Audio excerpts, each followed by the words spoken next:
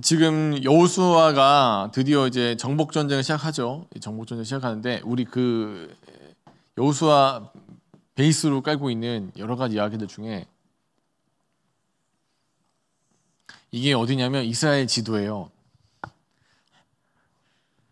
믿기지 않겠지만 사실이에요. 자, 여기가 어디냐면 이집트. 여기가 어디냐면 강 두 개가 흐르기 때문에 메소포타미아. 지금도 현재도 여기 이쪽 지역에는 뭐가 있어요? 이집트가 있어요. 이집트가 실제 존재하고 이쪽 지역에는 이란이 있고 그다음에 이라크라는 나라가 있죠. 지금 그러니까 옛날이나 지금이나 두 집단에서 그러니까 나일강을 중심으로 하는 이집트와 이제 메소포타미아 이 두 강을 그 유프라데스 강이나 티그리스 강을 중심으로 하는 이 메소포타미아 세력은 항상 반목해 왔어요. 항상 싸웠어요. 그러니까 두 세력 중에 어디가 하나 크면 이제 한쪽을 집어먹으려고 올라오거나 아니면 한쪽을 집어먹으려고 내려가는, 그래서 이 전쟁의 양상에서 항상 낀 애들이 어디냐? 이쪽 지역이겠죠? 이게 레반트 지역이라고 하는데, 그래서 왜 이 모양이 됐냐를 봤더니 그 빨간 지역에 여기 이제 나중에 어떤 나라가 생겨요? 지금도 이스라엘도 있고 이스라엘이 생기죠. 이렇게 해가지고 여러분이 잘 알고 있는 레반트 지역, 자 비옥한 초승달 지대라고 해갖고 이 지역이 누가 먹을 건가, 이 지역을 누가 먹을 건가를 가지고 이집트랑 이 메소포타미아 쪽 사람들이랑 싸워요. 그래서 이 땅을 먹으려고, 이 땅을 먹어야지 이제 제국으로서 커가니까. 그런데 지금 여기 이집트에서 출발한 거짓대가 6천만 명의 거짓대가 이 지역으로 올라갑니다. 이 지역은 대대로부터 그 설명드렸겠지만 양쪽에 맨날 쳐들어오니까 얘가 뭐 이집트가 조금만 좀 먹고 살만하면 쳐들어오고 여기 메소포타미아 애들이 조금 먹고 살만하면 쳐들어오니까 이 지역 사람들은 자기네가 동네 북인 걸 아니까 정말 열심히 전쟁 준비를 한단 말이에요. 항상. 그래서 아주 나라가 튼튼하고 굉장히 괜찮아. 그리고 양쪽 다 문화도 여기는 철기가 있으면 여기는 아직 청동기예요. 그 두 지역에서 영향을 받은 이 지역도 역시 철기 문화예요.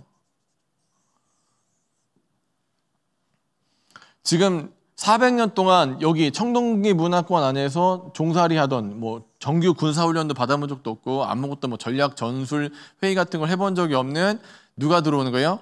이스라엘 거짓대들이, 그러니까 400년 동안 종살이던 거짓대들이 하나님의 여호와의 군대라는 이름으로 40년 동안 훈련 받은 다음에 전쟁을 치르러 들어가는 지역 여기인데 거기에 뭐가 있다고요? 제일 높은 성, 가장 그러니까 모델하우스 같은. 야 봤지? 우리 지금 건축 기술이 이렇게 훌륭하고 이렇게 큰 나라기 때문에 너희는 함부로 쳐들어오면 안 돼. 이거 진짜 우리 정말 끝내주는 나라야를 보여주려고 만들어 놓은 여리고성을 보면서 그 지금 전쟁을 앞두고 있다고. 근데 그 여리고성을 어떻게 점령하지라고 막 마음이 무거워져 있는데 누가 오냐면 5장에 보면 여호와의 군대의 대장이 와요. 그러니까 여호와께서 오셔가지고 야 내가 여리고를 함락시키는 방법을 알려줄게 해가지고 알려준 방법이 뭐였냐면, 자 오늘 본문 말씀이에요. 한번 읽어볼게요. 다시 한번 읽어볼게요. 자 뭐라고 하냐면, 자 넘겨주었대. 그럼 3절에서 보면 너희 모든 군사는 그 성을 둘러 성 주위를 매일 한 바퀴씩 돌고, 그죠? 매일 한 바퀴씩 돌아요. 그 다음에 어떻게 하래요? 제사장 7은 7 약강자파를 들고 언약궤 앞에서 또 돌 거예요. 같이 걔네가 선두가 돼가지고 돌 거예요. 뭐 이렇게 전쟁을 위한 애들이 아니라 제사장들이 7바퀴 도는데 하루에 한 바퀴씩 도는데 앞장설 거래. 지금 전쟁을 해서 이길 수 있는 사람들이 아니야. 그 다음에 또 그 마지막에 어떻게 해요? 일곱째 날은 7바퀴 돌고 나팔을 크게 불면 어떻게 된대요? 성벽이 무너질 거야 라는 약속을 한단 말이에요. 우리 불 조금만 더 켜보자. 여기 이쪽은 조금만 켜주세요. 이게 그만 거기까지만. 이게 이해가 돼요? 이게 말이 되나? 이게 믿어지나? 궁금해서. 이게 믿어지나? 아니, 그러니까 어떤 성을 갖다 점령해야 되는데 하나님이 막 무서워 죽겠어. 그래가지고 막 어떡하지 막 걱정하고 있는데 걱정하지 말래. 그래놓고 뭐라고 하냐면 자 이제부터는 뭐지 금방 이 일을 해결해 줄 건데 자 목사님 그러니까 어떤 사람이 큰 병에 걸려서 뭐 암 진단을 받고 문제가 다 터졌다 생각해봐요. 문제가 터져갖고 막 아파 죽겠는데 막 와갖고 그래 목사님이 그 병 내가 치료할 수 있다고. 어떻게 치료할게요? 그랬더니 이리 오세요 하더니 기도만 하래. 기도하면은 암이 깨끗하게 나을 거래. 그러면 우리 뭐라고 해요? 예. 목사님, 내가 그럴 줄 알았어. 내가 별 기대도 안 했지만 내가 그런 말 나올 줄 알았어. 예.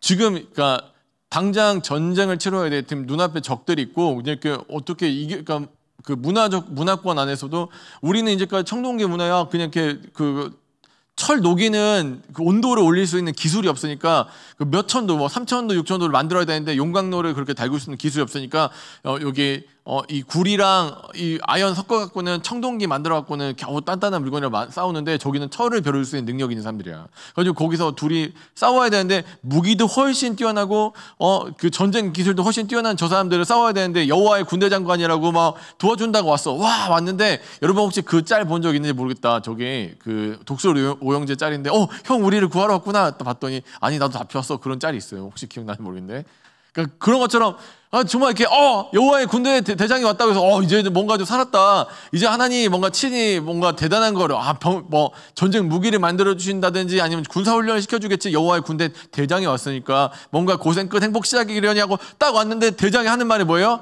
성 한 바퀴씩 돌고 여섯 일 동안 그렇게 한 다음에 7째 날 7바퀴 돌고 소리 지르래. 그럼 나 못하겠어. 나는 못할 것 같아. 여러분들은 믿음이 좋아서 할 수 있을지 모르지만 나는 못할 것 같아.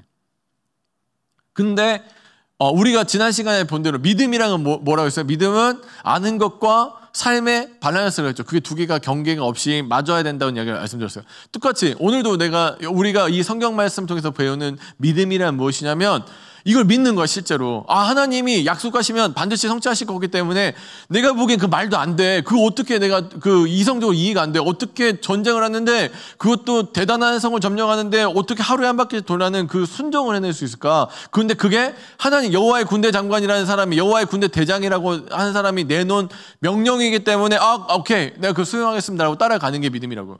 마찬가지로 여러분에게 예수님께서 하나님께서 이 교회에서 여러분에게 이 세상을 승리하는 방법이라고 얘기하는 건 뭐냐면 그래서 여러분 이 세상을 승리할 수 있는 방법이 있습니다라고 얘기해. 그래서 뭐예요? 귀를 쫑긋 딱 대고 우리 입시 그 설명회 듣는 것처럼 어떻게 하면 삼성에 취직할 수 있을까? 어떻게 하면은 서울대에 갈 수 있을까에 대해서 귀를 쫑긋 연 것처럼 뭔가 비법이 있겠구나 딱 왔는데 한다는 소리가 뭐야? 이렇게 어떻게 이렇게 서울대에 들어가겠어요? 물어보면은 그 서울대 1등으로 들어간 애들 하는 소리 있잖아. 뭐예요? 교과서애들을 준비했고 잠을 충분히 잤대. 그런 말도 안 되는 소리 하잖아. 이런 거 우리는 개소리라고 하죠. 근데 이런 걸 한단 말이야.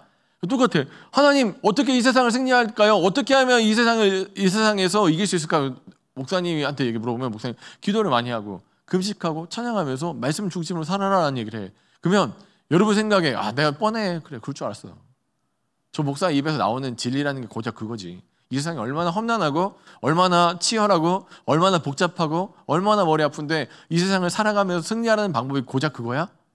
그런데 믿음이란 건 뭐냐면 그 단순한 걸 믿고 내 삶에서 적용하는 거예요.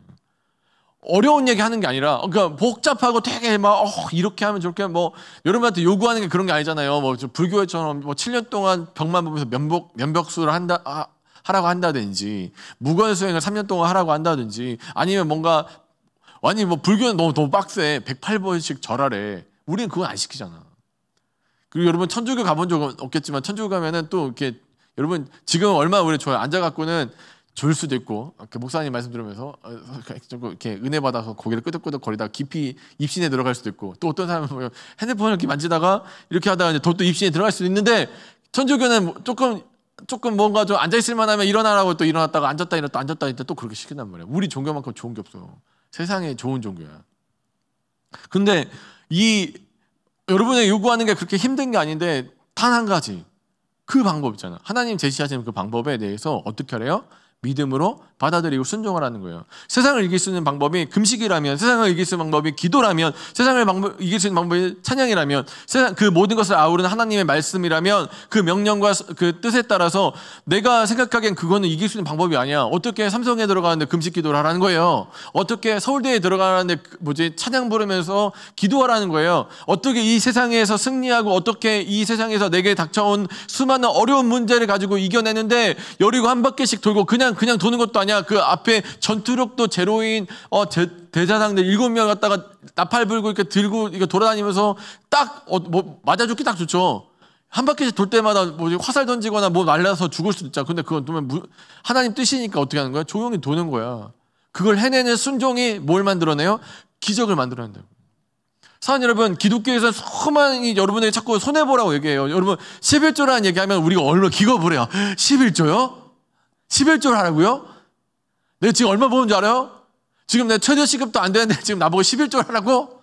교회에서? 그런데 하나님의 방법은 어떤 걸 보여주고 싶으신 거냐면, 여러분 11조를 하면은 손해예요, 손해가 아니에요? 손해가 아니에요? 정말? 아, 그래? 너무 믿음 너무 좋은데? 세상은 손해야. 그래, 좋아요. 또 현명한 대답 나오네. 이렇게 싹싹 피해가고. 좋아요, 알았어. 사실 그냥 10개가 내 거면 1개 빼가면 손해지. 9개밖에 못 쓰잖아. 원래 10개 다 내 건데. 그런데 하나님의 그 너무너무 신기한 방법은 뭐냐면, 분명히 나 손해봤는데, 손해를 분명히 봤거든. 9개밖에 없는데, 근데 그걸 손해가 아니게 만들어주는 게 하나님 놀라운 은혜라고. 이게 믿음이라니까. 하나님이 그렇게 하셔. 그러니까 우리가 이해할 수 없는 방법을 하나님 일하시겠다는 방법을 보여주는 게 그거라고요. 정말로. 그러니까 11조라는 내가 지금 여러분에게 11조를 하라는 게 아니라, 11조라는 것에 대해서 우리에게 보여주신 하나님의 비전은 뭐냐면, 너 분명히 손해 보는데 내가 지켜주면 너 그 손해가 아니게 되는 게 하나님의 방법이라고. 그러니까 이 세상을 이길 수 있는 방법을 얘기하시는데, 오늘도 여리고를 점령하는 방법에서 이거 하면은 손해잖아. 사실은 한 바퀴 돌 때마다 화살 맞을 수도 있고 죽을 수도 있는데 아무것도 안 하고 하루에 한 바퀴씩 돌다가 여기 7째 날은 7바퀴 돌고 와 소리 지르면 기적이 일어난다는 얘기를 어떻게 믿냐고요. 믿어지요? 믿어져? 안 믿어지지? 그게 솔직히 이거 뭐야? 세모는 뭐야? 이게 뭐지? 오케이, 알았어. 세모야, 세모. 잘 모르겠어요. 아주 현명하네. 그래서 여러분, 손해를 보더라도, 그러니까 기독교의 초청은 거기에 있어요. 당신 손해 보더라도 하나님이 정말 살아계신 분이기 때문에 당신의 손해를 반드시 메꿔주실 것입니다. 그래서 때로는 진짜로 세상 방법으로는 좀 손해 보는 것 같아요. 그러니까 이 시간에 잠을 좀 더 자든지, 아니면 내 그 건강을 위해서 뭔가 다른 시간을 갖든지, 영적 건강, 육적 건강 여러 가지 그 프로그램을 위해서 이 시간에 쉬면 좋아. 어떻게 보면 이 시간에 여기 앉아 있는 게 손해처럼 느껴질 수도 있어. 나 이거 손해 보는 거 아니야? 근데 하나님은 그 시간을 통해서 세상을 이길 수 있는 방법과 지식을 허락하시고 이길 수 있는 힘과 능력을 주신다는 거예요. 사랑하는 여러분, 그게 믿음이라는 거예요. 믿음이란 건 누가 그 얘기를 들으면 깜짝깜짝 놀래요. 그걸 어떻게 이겨요? 말도 안 되는 소리 하지 마세요. 목사님, 내가 당신이 그렇게 얘기할 줄 알았어. 세상을 이기는데 기도하라고? 내 지금 당장 눈앞에 있는 문제, 내 학점의 문제, 내 가정의 문제, 내가 내 취업의 문제들을 갖다 놓고 나 고민하고 있는데 와가지고 한다는 조언이라고 한다는 얘기가 기도하라고? 그 누가 몰라? 근데 실제로 행할 때, 내가 보기에 그 시간 너무 아까운 시간에 하나님을 위해서 드릴 때 하나님은 기적을 만들어야지 하나님이란 걸 발견하고 믿는 게 진짜 믿음이라고. 오늘 이스라엘 백성들이 한 게 아무것도 없어. 그냥 순종만 했어. 그럼 그 방법이 나 같으면 못하겠다고 할 수 있을 것 같아. 여리고성을 갖다 점령하는 방법이라고 여호와의 그 군대 대장이 와갖고, 자, 지금부터 내가 작전을 짜줄 테니까 잘 들어봐. 지금부터 내 말 잘 들어야 된다 하면서 어떤 방법이 있냐면, 하루에 한 바퀴씩 돌고 6일 동안 그리한 다음에 7째 날에 7바퀴 도는 다음에 소리 지르면 내가 여리고 무너뜨려 줄게 라는 얘기하면, 나는 그랬어요. 내가 그럴 줄 알았지. 어제부터 좀 조짐이 안 좋았어. 나 안 할래요. 죄송합니다. 저는 빠지겠습니다. 저는 괜히 갔다가 개죽음 당하고 싶지 않아요. 그게 정상적인 사고지. 근데 이스라엘 백성도 어떻게 했어요? 입 닫고 그냥 다 같이 한 바퀴 도는 거. 그대로 했더니 하나님 나중에 이루어 주시더라고요. 오늘 우리가 겪는 주를 위한 헌신, 헌신이라는 말 다른 말로 손해요. 주를 위한 손해들. 이 시간에 다른 거 할 수 있는데 하나님을 위해서 내 시간을 드리고 바칠 때 주를 위한 그 헌신, 그 손해들이 결코 손해가 되지 않게 하시는 하나님의 놀라운 은혜를 맛보게 될 거라는 거예요. 사랑하는 여러분, 저는 우리 사랑하는 공동체가 그런 공동체가 되길 간절히 축원합니다. 특별히 한 가지만 부탁할게요. 그러니까 이 손해라는 부분에 대해서, 헌신이라는 부분에 대해서 좀 다시 생각하자면, 물론 그러니까 이 시간을 드린다는 건 내 개인적인 손해이기도 하지만 이제부터는 청년이라면 공동체를 위한 손해가 좀 있었으면 좋겠어요. 그러니까 끊임없이 기독교는 그걸 요청해 왔어. 여러분에게, 세상에, 그러니까 그리스도인들에게 요청하는 게 뭐냐면 손해보라는 거예요. 그래서 우리 11조도 그냥 11조가 아니라 그 3년에 한 번씩 드리는 11조가 있어. 11조가 3개인데 그 중에 하나가 3년에 한 번씩 드리는 11조인데 그거 어디다 쓰냐면 고아와 과부와 떠돌이와 레위인들을 위해 쓰거든. 그 사람들이 뭐예요? 사회적 약자들을 위해서 쓴다고요. 그런데 그러면 그렇게 이 이스라엘 공동체 전에, 그러니까 가나안 들어간 이스라엘 공동체 전에 그런 법이 있었냐? 없어. 고아와 과부와 떠돌이, 그러니까 그 객들 있잖아. 떠돌이들이랑 그냥 종교인들은 어떻게 되냐면 굶어 죽는 거야. 그러니까 자생해야 돼. 근데 하나님이 처음으로 그걸 공동체 안에 법으로 만들어놨어. 이렇게 해라. 근데 그렇게 하면 고아와 과부와 떠돌이, 그 다음에 그런 그 사회적 약자들을 갖다가 위해서 뭔가 액션을 하기 위해서 뭐가 필요해? 당연히 돈이 필요하지. 그걸 3년에 한 번씩 내리는 11조로 만들어놨단 말이야. 그런데 그걸 하면 손해를 봐요, 안 봐요? 손해를 보는 거예요? 손해를 본다니까. 사실 손해 보는 거죠. 내 거에서 지금 떼가지고 지금 그걸 하겠다는데. 그런데 그 하나님께 약속하신 게 있어. 그 손해가 아니게 만들어 주겠대. 더 많이 주겠대. 근데 그 일을 기독교에서 계속 요청해요. 예수님도 그 부자들에게 요청하신 것들이 뭐냐면 너 갖고 있는 것들 조금 나눠주라, 나눠주라고.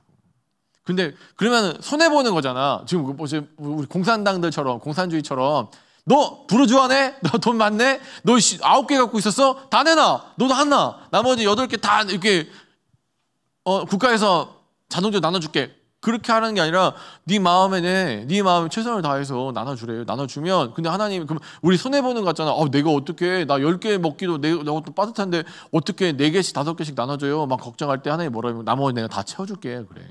하나님 계속해서 그 식탁 교제에 초청하셨다고. 내가 이 예화 하나 내고 마칠게요.